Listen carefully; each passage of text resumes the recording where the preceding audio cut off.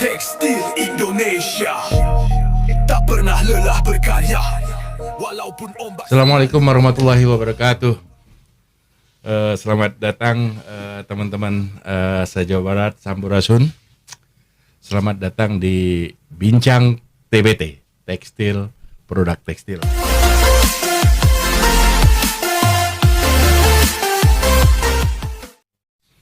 Dan Bincang TBT ini seperti yang disampaikan sebelumnya adalah mencoba mengencourage teman-teman yang di dunia tekstil untuk kembali fokus di bisnis tekstil kembali. Supaya apa? Supaya tekstil Indonesia kembali jaya lagi seperti di tahun-tahun sebelumnya. Waktu tahun 1990, tahun 2000 kita masih jaya. Dan dalam kesempatan ini kita sudah hadir tamu kita nih. Selamat datang Kang Yana. Kang Yana Mulyana ya. Terima kasih Pak Amril. Ya. Selamat datang di Bincang TBT kita, dan Kang Yana ini sudah sama-sama di tekstil. Kita sudah lama, Pak Yana dulu di spinning, saya juga di spinning. Kemudian kita juga sempat bareng di SNI ya.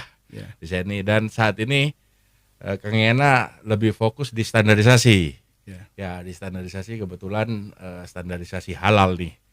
Dan kemungkinan besar rencana di tahun 2026 ini tekstil ya khususnya akan diterapkan standar halal nih. Gimana nih? Sebelumnya perkenalkan diri dulu nih Pak Yana, mungkin teman-teman Baraya Jawa Barat dan se-Indonesia mungkin belum kenal semua nih sama Pak Yana. Silakan Pak Yana. Ya, terima kasih Pak Amril. Ya. Assalamualaikum warahmatullahi wabarakatuh. Waalaikumsalam warahmatullahi wabarakatuh. Saya mungkin Yana Maulana Yusuf. Saya memang sama Pak Amril dulu satu tim, sampai sekarang juga masih di standar nasional Indonesia pembuatan SNI. Dan memang saya kebanyakan di tekstil itu di spinning dan quality control. Iya, betul. Quality assurance kebanyakan. Jadi di standar mungkin udah nggak asing lagi. Pokoknya dunianya standar terus. Dan saat ini saya sedang mendalami sebagai penggiat halal. Penggiat halal. Okay. Penggiat halal terutama untuk TPT. Ya, siap. TPT tersebut di sana masuknya ke barang gunaan. Barang gunaan ya. Bisa dijelaskan Pak Yana, barang gunaan itu sebenarnya apa? Terus kemudian undang-undangnya apa sih sebenarnya? Jadi undang-undang tentang BPJPH itu undang-undang nomor 33 tahun 2014. Oke. Di sana semua barang yang masuk ke Indonesia itu harus punya sertifikat halal. Ya. Intinya di Oke. sana. Itu pasal 4-nya. Pasal 4-nya produk yang masuk ke Indonesia wajib sertifikat halal. Oke. Itu 33 tahun 2014. Itu landasan awalnya. Itu berarti barang gunaan itu berarti tekstil, produk tekstil mencakup apa aja, misalnya kayak baju, kain atau gimana sih? Jadi gini, mungkin saya mau jelasin dulu bahwa siap, silakan. Bahwa untuk barang untuk halal di Indonesia itu ada beberapa kategori. Ya. Ada kategori produksi dan jasa. Oke. Kalau jasa, kalau produksi seperti makanan, minuman, barang jasa, barang gunaan, kemudian kimia, kemudian obat-obatan dan lain-lain. Kalau jasa itu seperti kargo dan lain-lain. Oh, kargo juga masuk, ada juga. Penyembelihan. Wah, kebetulan kemarin udah pernah penyembelihan itu masuknya ke jasa. Oke, ya. Nah, mungkin untuk makanan minuman itu udah diberlakukan. Oke. Tahun 2004 Oktober tanggal 18 itu udah diwajibkan. 18 makanan minuman yang beredar di Indonesia itu wajib mempunyai sertifikat halal. 2014 itu ya. 2024 tanggal 18 Oktober. Oke. Tetapi ada sedikit keluhan dari UKM karena belum siap, maka khusus untuk UKM dan produk yang dari luar negeri yaitu diundur sampai tahun 2026. Oh, Oktober 2026. Oktober 2026. Ya. Jadi untuk tekstil dan lain-lain itu selentingan, itu rencana mau tahap kedua yaitu 2026 itu 2002 Oktober. ya kebetulan kan ini ada baik atau tidak baiknya untuk dunia tekstil sebenarnya TBT. Salah satu nilai tambah dari Indonesia itu adalah halalnya itu. Jadi belum tentu semua orang yang bisa masuk ke Indonesia bisa sertifikasi halal gitu loh. Nah, bisa dijelaskan nggak sebenarnya yang di sertifikat halal ini kan kebetulan kemarin kita dengar ada kaos kaki halal, ada jilbab halal. Sebenarnya mencakup yang mana aja nih nggak berkaitan dengan TPT nih Pak Yana? Jadi kalau untuk skema halal itu, kalau saya lihat untuk barang gunaan itu ada 10 kategori. Ya. Di mana di sini ada kategori pertama itu kalau saya lihat di sini itu sandang. Oke, sandang. Sandang itu adalah pakaian dan aksesoris pakaian. Oke. Itu seperti pakaian dalam, kaos kaki, jaket, sandang lainnya. Itu termasuk itu. Berarti hampir semua. Terus kemudian dan itu yang sekarang kenapa belum diberlakukan karena masih dicek titik kritis dari kehalalan tersebut. Yang kemarin titik kritis kehalalan tersebut dari sandang itu yaitu adalah pewarna berbahan serangga, contohnya karmin dari kok hinel, kemudian ada softenernya atau coatingnya tekstil, atau bahan pelapis terkait hewani yang tidak ditelusur asal usulnya. Seperti kalau di tekstil itu kalau Bapak lihat di proses finishing itu ada roll. Itu kan dari bulu. Benar. Kebanyakan di spinning juga banyak gitu ya. Itu dari bulu babi dan ada bulu kuda, ada dari sintetik juga. Nah itu kemarin dari bulu babi itu kenapa banyak yang pakai karena dia enak dan lembut. Karena jadi, mungkin apa namanya yang flywishnya langsung lengket gitu kan ya. Maka ada pengganti itu bulu kuda.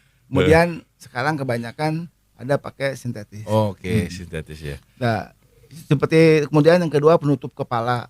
Penutup kepala kepala itu seperti peci, topi, kerudung, itu helm dan lain-lain. Kemudian aksesoris, barang fashion tambahan. Pokoknya hampir semua untuk produk tekstil. Berarti TPT itu dari ujung kaki sampai ujung kepala sudah harus standar halal dong nanti kalau kita lihat dari peraturan Undang-Undang 33 ini. Iya. Sebenarnya sejauh mana sih teman-teman industri atau yang memproduksi baik benang, baik kain ataupun mungkin garmen tahu mengenai peraturan ini karena 2014 sudah lama loh sebenarnya. Ya. Jadi harusnya 2014 itu harusnya 5 tahun 2019 itu diberlakukan. Yes. Kenapa ini ada kemunduran? Karena sosialisasi belum maksimal. Kemudian baru diberlakukan Oktober 2024 tanggal 17, tanggal 18 untuk makanan. Untuk makanan dan minuman. Gitu. Kemudian untuk barang gunaan itu adalah tahap selanjutnya. Yang tahap rencana selanjutnya. Oktober 2026 ini. Rencana. Ya. Kalau diterapkan saya nggak tahu apakah infrastruktur kita, industri kita, terus contoh alternatif orang yang mau membeli ini misalnya membeli contoh roll seperti itu, adakah di lapangan yang sudah seperti itu kayak gitu? Sudah banyak sekarang. Berarti kalau misalnya diterapkan Oktober 2026, secara infrastruktur untuk supply ini segala macam udah nggak masalah menurut Pak Yana? Ya. Sekarang dalam tahap sosialisasi dan harus siap ya. Dan sekarang juga kalau yang mempunyai sertifikat halal itu untuk nilai tambah seperti kaos kaki mungkin bisa saya sebutkan brandnya seperti Shoka. Dia nilai tambahnya kan luar biasa dengan halal tersebut. Dia bisa ngejual ke dalam negeri maupun tetangga kita Shoka ya. Ya, saya tahu Pak Yana brand yang sudah menerapkan standar halal untuk barang gunaan ini siapa aja? Selain Shoka. Saya belum ngelis ini, saya cuma tahu ada Shoka, kemudian ada kerudung, kemudian ada sekarang juga udah mulai supaya kimia juga udah udah label halal juga ada. Oke. Jadi udah mulai sedikit-sedikit. Oke. Jadi kalau untuk dapat sertifikat halal itu bukan asal sertifikat. Mm-mm. Itu dari bahan materialnya, Mm-mm. kemudian prosesnya, Mm-mm. kemudian packingnya, Mm-mm. kemudian pengirimannya, Mm-mm. Semua dinilai. semua dinilai. Ya, Itu harus halal. contoh seperti pemotongan ayam aja ya. Iya. Dari tempatnya harus bersih, Iya. syarat-syaratnya udah macam-macam, termasuk orang yang motongnya harus sholat segala macam. Itu ketat sekali loh kalau di makanan Iya. itu loh. Iya. Kalau tekstil ini apa seketat itu seperti makanan, apa ada perbedaan Pak ya? Sekarang lagi dicek faktor kritisnya, Mm-mm. lagi dianalisa terus. Mm-mm. Yang tadi sebut saya faktor kritisnya yang ada kan beberapa Mm-mm. tadi seperti yang penting ada unsur hewani dan lain-lain, kemudian dari zat yang istilahnya apa yang tidak halal. Nah, Ada itu yang tidak. Berarti kalau misalnya nanti ternyata ditemukan ada yang tidak halalnya, tidak pernah akan bisa mendapatkan sertifikat halal selama tidak ada penggantinya begitu. ya nanti kita juga ngasih opsi untuk ini chemical ini Hmm. setelah kita telusuri tidak halal, memang ada penggantinya enggak untuk Oke, itu. siap. Jadi seperti di makanan juga, kalau makanan misalkan produk halal, misalkan kita menggunakan produk halal, Mm-mm. kemudian ada tidak halal Mm-mm. dan itu akan mengganjal, tidak akan keluar sertifikat, Mm. kita nyaranin untuk menggantinya Oh, dengan barang pembantu tersebut Oke. Mengerti. yang mengerti. sejenis Oke. tapi udah punya sertifikat halal. Oke, mengerti. Dan kita gali lebih dalam sedikit tentang masalah barang gunaan ini, karena kebetulan teman-teman UMKM, tukang rajut, tukang bordir, bikin, apalagi di Jawa Barat kan sangat terkenal kan, Iya. bikin mukena dan lain-lain. Kalau misalnya nanti ternyata benangnya tidak halal, gimana jadinya? Kita gali sedikit dalam lagi tentang masalah ini. Sebenarnya kenapa halal itu harus diterapkan? Ada latar belakangnya nggak? Khusus di barang gunaan ini menurut Pak Yani? Jadi semua yang kita makan, semua yang kita pakai itu halal toibah. Halal atau halal. Oh gitu. Itu latar belakangnya. Belakangnya. Jadi supaya kita melaksanakan ibadah, sholat dan lain-lain, dan juga aktivitas segala itu kita halal semua. Mengerti. Oke, karena kebetulan kan ada banyak hilaf di antara para ulama juga. Kalau yang dipakai itu sangat berbeda dengan yang dimakan. Dimakan. Contoh kalau zaman umumnya itu parfum lah. Parfum kan alkohol lebih banyak ya. Kalau cuman ada beberapa hilaf, orang bilang masih tetap haram, tetapi kebanyakan ulama bicara kalau yang hanya menempel di badan saja, dalam hal ini semprot atau apa, itu tidak haram menurut mereka. Jadi latar belakang ini sebenarnya seperti apa sih Pak Yana? Jadi untuk haram dan halal ini, kalau kita lihat di barang gunaan itu adalah dari segi proses, dari segi bahan baku, dari segi packing dan lain-lain, Pak. Jadi kalau misalkan makanya nanti juga parfum juga ada parfum halal juga. Gitu. Oke. Jadi saya nggak akan fatwa MUI tentang parfum halal alkohol dan enggak, itu saya mungkin nggak akan. Nah, kita nggak usah masuk ke sana. Oke, mengerti. Itu udah ada ininya. Oke. Kan seperti tadi kata Pak Amril ada beberapa perbedaan. Hilaf. Hilaf antara ulama. Oke. Dan jelas kita bisa menjaganya. Siapa yang mengeluarkan sertifikat ini? Jadi sertifikat halal tersebut dikeluarkan oleh BPJPH. BPJPH itu bagian dari apa? BPJPH itu Badan Penyelenggara Produk Halal.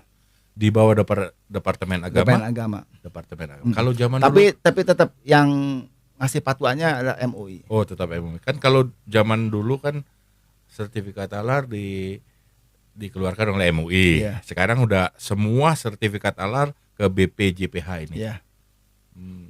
Mereka ada ahli tekstilnya di situ? Ahli tekstilnya Ya Pak Yana ini. makanya sekarang lagi dibahas tentang barang gunaan tersebut untuk apa kritisnya tersebut. Jadi sekarang kenapa belum diberlakukan karena belum siap juga mungkin. Karena kan takutnya seperti kita ketahuin kan banyak terjadi penyimpangan di lapangan penerapan standar. Contoh teman-teman yang standar nasional Indonesia saja. Banyak di lapangan, banyak teman-teman industri kecil takut dikejar SNI wajib. Padahal kita semua tahu industri wajib hanya untuk pakaian bayi, benar nggak? Nah, lain-lain tidak. Tapi di lapangan kan nggak ngerti gitu. Sehingga mereka takut melakukan produksi, kemudian takut menjual, takut malah ditangkap polisi gitu loh. Jadi sosialisasi seperti ini yang perlu gitu loh. Dan memang kalau untuk hal tersebut ada sanksinya juga. Apa itu? Misalkan seperti produk makanan untuk yang sudah diwajibkan. Sanksinya secara teguran, kemudian kalau tidak tidak patuh, kemudian penarikan produk tersebut. Kemudian kalau enggak ini juga bisa didenda. Oh, didenda ya. Denda kalau menurut undang-undang sekitar 2 miliar atau ganti dengan kurungan. Wow, penjara juga berarti. Izinnya dicabut enggak itu? Iya, otomatis dicabut ya. Otomatis. Itu udah ada di undang-undangnya. Berarti secara undang-undang, apakah itu makanan, apakah produk gunaan TBT ini, berarti hukumannya sama? Sama semua, cuma kan yang diwajibkan baru makanan dan minuman. Ya. Makanan, minuman, jasa penyembelihan. Bahan penolong, bahan pembantu itu yang udah. Ya, namanya undang-undang itu pasti diterapkan, terlepas dari kapan.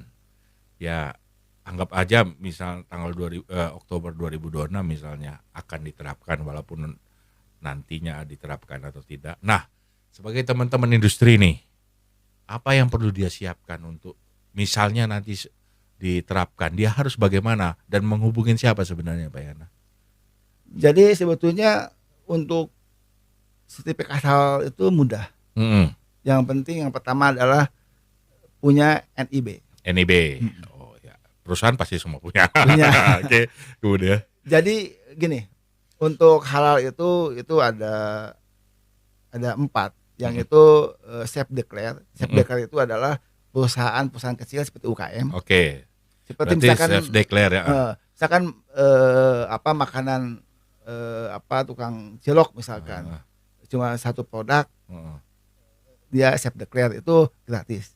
Oke. Tapi kan kita nggak tahu misal tukang cilok bikin dari ayamnya belinya di mana, kan biasanya kalau itu kan harus diselidikin sampai belakang. Nah sekarang berhubungan dengan hewani itu harus nggak boleh self declare lagi, yaitu harus standar halal reguler. Kalau barang gunaan ini tidak boleh self declare dong.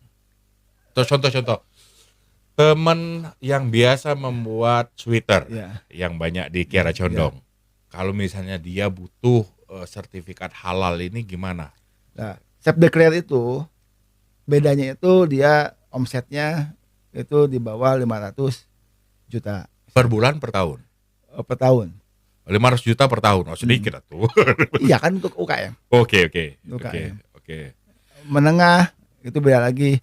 Dan kalau self declare itu paling punya satu outlet itu enggak lebih dari itu. Udah 2 outlet, 3 outlet itu masuknya ke reguler. Misalkan punya produk kue, misalkan kue lapis. Kalau misalkan outletnya ada di Bandung, kemudian di Kiara Condong, misalkan di mana, itu udah nggak bisa self declare lagi. Kalau gitu contoh teman-teman yang bikin sweater nih di daerah Kiara Condong, dia hanya punya satu tempat lokasi, misalnya dia punya mesin rajut datar misalnya 10, kemudian untuk mendapatkan sertifikat halal itu hanya self declare saja cukup itu? Nggak bisa seperti itu. Oh gitu. Karena Pak, self declare itu faktor kritisnya yang rendah. Seperti misalkan saya contoh makanan atau minuman, dia pakainya misalkan jus alpukat, dia dari alpukat. Alpukat itu kan halal, dari alam. Itu pasti halal. Itu positif list masuknya. Kemudian gulanya, dia pakai gula yang punya kata halal. Heeh. Susunya pakai halal. Itu karena itu masuk self declare. Oh, Kan satu produk. mengerti. Jadi produknya itu adalah yang tingkat kritisnya rendah. Oh, oke. Kalau tingkat mengerti. kritisnya tinggi, Hmm. itu nggak bisa self declare lagi. Oke, berarti Kalau untuk misalkan untuk rajut dan lain-lain, itu kita coba cek Hmm. tingkat Kan kritisnya seperti apa. kan kebetulan rata-rata tukang rajut misalnya dia menggunakan benang katun. Berarti kan katun alami nih. Berarti apakah masih ditinjau lagi dari segi dye staffnya atau sepertinya kalau misalnya seperti itu nggak akan bisa self declare dong. Ya, nanti kita cek bahwa jadi gini, yang kita cek itu adalah material, Hmm, kemudian bahan baku penolong, bahan baku pembantu, hmm. kemudian prosesnya seperti apa, kemudian packingnya seperti apa, ya kita cek semua. Oke, kalau Jadi kalau misalkan chemicalnya menggunakan apa, Hmm. dia udah halal belum? Kan ada ya, yang mengerti. udah mengerti. punya sertifikat halal juga chemical. Berarti teman-teman UMKM yang di bawah itu maksudnya yang mempunyai rumahan atau apa sepertinya sulit untuk mendapatkan sertifikat halal ini Pak kalau misalnya kita tinjau ke dalam, tetapi dipermudahnya mungkin misalnya contoh dia membeli kain, pabriknya itu sudah ada sertifikat Iya. halal. Heeh. Membeli benang sudah ada sertifikat halal. Iya. Nah, artinya dia bisa melakukan self declare Iya. karena seluruh seperti jus tadi, seluruh bahan-bahannya sudah ada sertifikat halal dan yang dibuatnya itu dari alam juga. Kira-kira seperti itu. Iya, betul. Berarti sebenarnya arah sertifikat halal ini sebagian besar ke industri besar dong kalau gitu. Iya, industri besar si hulunya udah halal, pasti ke hilirnya juga lebih mudah lagi. Kita kupas yang biasa dipakai di Indonesia. Mm. Seluruh mungkin sebagian besar saya bisa declare 70% sampai 80% produk yang dipakai di seluruh Indonesia itu dari polyester. Mm. Kenapa polyester? Karena itu murah. Ujungnya itu dulu ya. Dan teman-teman di lapangan juga kadang-kadang ada yang jual satu baju itu 30.000, 103 segala macam kan banyak kan seperti itu. Bahkan katun juga kan masih ada yang seperti itu. Nah, maksud saya kan dari polyester sendiri kan sudah ada gugus alkoholnya segala macam. Itu seperti apa? Apakah sudah dikupas tentang masalah itu Pak Yana? Iya, yang jelas kalau ada unsur hewani itu kritisnya lebih tinggi. Oke. Jadi kalau untuk misalkan Kalau dari kimia saja enggak? di kimia juga bisa dilihat itu dari apa unsurnya. Apakah ada unsur hewani misalkan lemak babi atau yang kritisnya tinggi itu bisa kita lihat. Tapi kalau misalkan chemicalnya misalkan chemicalnya ini alkohol dan lain-lain. Clear, Nah, benar-benar dibuat secara chemical nggak akan ada masalah seperti itu. Iya. Walaupun itu rantainya rantai alkohol misalnya. Nanti kan ada dia nanti kita cek juga. Oh, Cek juga. Cek juga. Wow. Dia bisa kemana itu.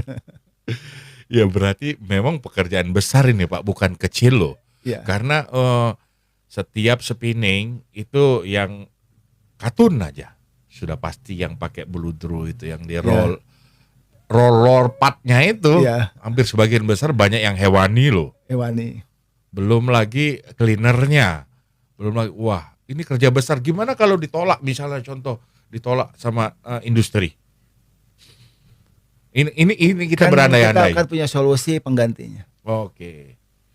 Solusi pengganti yang hasilnya relatif sama. Akankah pemerintah menurut Bapak ini menurut Bapak aja memaksakan halal sertifikat ini kepada industri CPT menurut Bapak? Menurut saya memang harus sedikit-sedikit disosialisasikan dan diberlakukan. Oke, karena alasan Indonesia sebagian besar orang Muslim. Oke, atau- sementara mungkin nggak wajib, tapi kan untuk daya jual, daya ungkit perusahaan tersebut untuk itu cukup bagus juga. Ya memang kita kalau Muslim itu kalau ada sertifikat halalnya tuh tenang kemana-mana, nggak usah susah-susah makan aja kalau kemana-mana kita misalnya keluar negeri kemana melihat sertifikat halal itu seperti melihat surga. Kalau enggak kita bawa mie instan terus kemana-mana gitu loh. Kalau industri yang di kira-kira yang sudah, nah kita kembali ke sertifikat aja lah. Seperti Bapak tadi, ada nggak istilahnya apa namanya perusahaan yang membantu membuat sertifikat ini kalau dibutuhkan perusahaan lain kan misalnya bingung nih harus bagaimana seperti itu. Pak Yana kan saya dengar punya perusahaan juga seperti ini atau gimana? Gini Pak, jadi nanti kemungkinan si perusahaan berlomba-lomba untuk mendapatkan sertifikat halal tersebut. Iya. Kenapa? Karena dia untuk daya ungkit tersebut. Betul. Jadi kalau misalkan si benangnya prosesnya udah halal, kemudian Pencelupan ke hilirnya juga pasti akan ngambil yang itu. Gitu. Benar, Jadi benar. semua akan berlomba perusahaan besar itu ke sertifikat halal. Karena sertifikat halal itu sebetulnya nggak susah, nggak susah. Di sana cuma punya NIB. Kalau CP, PT di sana Proses, ya kalau masalah administrasi mudah-mudahan teman-teman industri kan baik UMKM ataupun industri besar, industri menengah, anggap aja udah sempurna lah pasti ada itu. Dan kira-kira nih dalam proses jika semuanya smooth dan semua persyaratan dilengkapi berapa lama sih biasanya itu keluar? Itu kebanyakan yang udah tekstil udah ada di Jawa Tengah, banyak beberapa perusahaan. Oke. Yang perusahaan besar itu udah ada. Oh ya. Oke. Itu untuk Bisa di-spill nggak atau nggak usah? mungkin nggak usah lah. Nggak usah, Itu oke. untuk pembuat batik. Itu salah oke. satunya. Iya, iya. Kayak untuk batik itu juga udah ada punya sertifikat halal. Enggak, maksud saya dari pertama kita apply sampai dengan dapat itu kalau semuanya lancar, tidak ada barang pengganti, tidak ada persyaratan apapun berapa lama? Paling 3 bulan. 3 bulan ya. Jadi gini, si persyaratannya, si PU pelaku usaha, kalau di sini namanya PU pelaku usaha, itu harus punya penyelia halal. Penyelia halal dari mana nih? Penyelia halal itu dari PU sendiri. Oh, Dari berarti dia pelaku usaha sendiri. pelaku usaha menunjuk satu orang untuk menjadi penyelia. Penyelia. Menunjuk atau misalnya meminta bantuan, beda nih. Bisa minta bantuan untuk sementara. Selanjutnya ada orang khusus di perusahaan yang sebagai penyelia. Oh, berarti dia ini semacam kalau misalnya suatu saat perusahaan pelaku usaha ini melakukan di luar yang sudah disepakatin, penyelianya ini yang bertanggung jawab begitu maksudnya. Penyelia itu yang menyiapkan semua dokumen SJPH, sistem Berarti- jaminan produk halalnya. Selama sertifikat halal itu dimiliki oleh pelaku usaha ini, berarti penyelia itu bertanggung jawab. Ya, karena dia yang Dia berhak mengeceking, cross-checking kapan saja begitu. Yang ngecekin, yang ngaudit internal. Oke. Itu penyelia. Berarti biasanya berbiaya dong kalau begitu dong. Berbiaya. Oh, Berbiaya. mahal nggak Pak? Itu murah. Itu si biaya tersebut, tarif tersebut itu udah di share oleh Oh, ada standarnya ada ya? standarnya itu Oke. berapanya. Itu udah terbuka. Oke. Berapanya. Oke. Jadi mahal. kalau sekarang misalkan nggak punya penyelia, misalkan ngambil dari konsultan atau mungkin atau di halal center yang siapa yang punya penyelia, Oke. itu pasti bayarnya pasti akan lebih mahal daripada punya penyelia sendiri. Oh. Kan oke. itu kan seperti ISO kan dia punya yang bertanggung jawab tentang ISO sendiri siapa? Benar. Itu yang nyiapin semuanya. Semacam kayak konsultan ya. Iya. Berarti kita kalau di ISO kan kita sewa konsultan. Iya. Berarti dari tahap penyiapan data sampai dengan dia menerima sertifikat ISO, kemudian sampai setiap tahun atau setiap berapa periode dia auditnya begitu. Ya. Kalau di sertifikat halal itu seumur hidup sertifikatnya. Sampai dilanggar. Seumur hidup kan sampai dilanggar berarti. Sampai tidak ada perubahan parameter proses yang ada di lapangan. Berapa periode sekali nih kewajiban dari orang penyelia ini memeriksa? Penyelia itu kan Biasanya sebetulnya bagusnya yang di dalam, yang dia di perusahaan tersebut, dia yang mengetahui proses berubah atau tidak. berubah atau tidak, mengaudit gitu. Dan nanti juga mungkin pemerintah juga kalau misalkan sekian tahun kok ini ada perubahan, mungkin bisa ngaudit secara khusus. Oke, penyelia ini punya sertifikat Punya. enggak? Oh, berarti misalnya orang perusahaan ingin mempunyai penyelia tersendiri, berarti dia harus ikut pendidikan. Pendidikan itu murah. Enggak, bukan masalah biayanya. Lama enggak pendidikannya? Pendidikannya itu seminggu. Seminggu, lumayan lama ya berarti ya. Lama, seminggu. Seminggu, nanti setelah pelatihan itu dia harus OJT, on job training. Oh. Langsung ke lapangan. Seperti auditor juga sama. Iya, ada sekolah aja ya. Saya juga sebagai auditor juga. Auditor halal juga ya. Halal untuk barang gunaan. Barang gunaan. Ya. Saya sebagai auditor, saya juga punya sertifikat.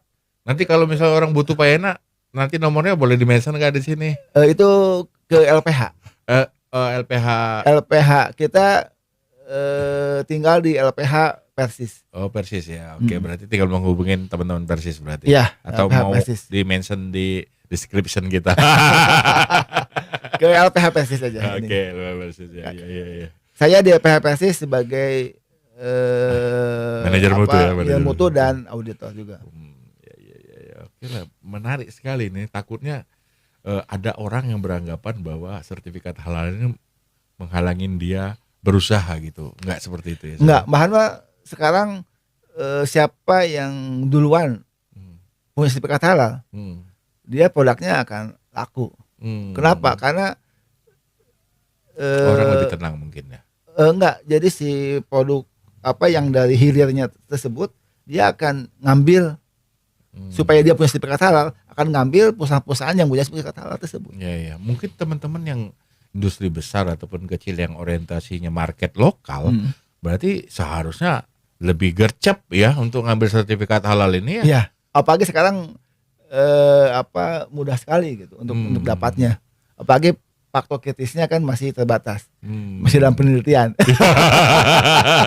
Nanti kalau udah makin lama makin ketat. Ternyata suatu saat nanti kesininya, ternyata barang A ini masuk titik kritis. Sekarang masih karena belum diteliti, belum masuk titik kritis. Berarti dosanya ditanggung gitu. Memang sekarang lagi tahap pembahasan semuanya. Kalau kita mengacu kepada Fatwa MUI tentang produk halal yang udah ada. Itu udah ada, itu misalkan untuk pakaian, faktor kritisnya tadi yang 3 macam tersebut, Pat MUI-nya mana, mengacu ke mana, itu ada semua. Oke. Itu ada Jadi semua. mengerti, berarti istilahnya kalau kita orang di produksi ini telusur produknya jelas. Iya. Kemudian data mendata berkait kayak ISO jelas gitu loh. Iya. Jadi sebenarnya membuat sertifikat halal ini sebenarnya nilai tambah sendiri bagi pelaku usaha dan kemudian membuat nyaman bagi pembeli ya, benar nggak Ya, kira-kira betul, gitu? betul. Oke, kalau gitu terima kasih banyak nih Pak Enah Terima kasih. ilmunya yang sudah dibagi pada hari ini, sertifikat halal untuk barang gunaan yang berkaitan dengan TPT, tekstil produk tekstil. Nanti kapan-kapan kita ngobrol lagi kalau misalnya ada pertanyaan-pertanyaan dari teman-teman. Ya. Jadi Paling nanti kalau ada pelaku usaha yang untuk TPT yang pengen lebih jelas. halal lebih jelasnya bisa ke LPH Persis. Oke, jadi kalau misalnya teman-teman pelaku usaha yang pengen lebih jelas mengetahui gimana cara dapatnya bisa langsung ke hubungin Pak Yana mungkin di LPH Persis ya. Ya, siap. Oke, terima kasih Pak Yana. kasih. Baik Baraya sekalian, teman-teman bincang TPT, tekstil produk tekstil. Hari ini kita sudah diskusi tentang sertifikat halal dan rencananya akan diterapkan di Oktober 2026 kalau nggak mundur lagi. Dan sertifikat halal bagi barang gunaan tekstil produk tekstil ini merupakan nilai tambah bagi perusahaan untuk kenapa? Karena hampir sebagian besar penduduk Indonesia ini adalah Muslim. Jadi faktor kenyamanan pada saat membeli, pada saat memakai itu menjadi nilai tambah tersendiri. Terima kasih untuk hari ini dan jangan lupa kritik dan saran di podcast kita dan sampai ketemu pada diskusi kita selanjutnya. Terima kasih. Assalamualaikum warahmatullahi wabarakatuh. Terima kasih, Ben. Jayalah tekstilku, jayalah bangsaku, ukir kembali devisamu agar kehidupan tetap melaju. Di sini kami mengadu di bincang TPT-ku. Kami pejuang keluarga.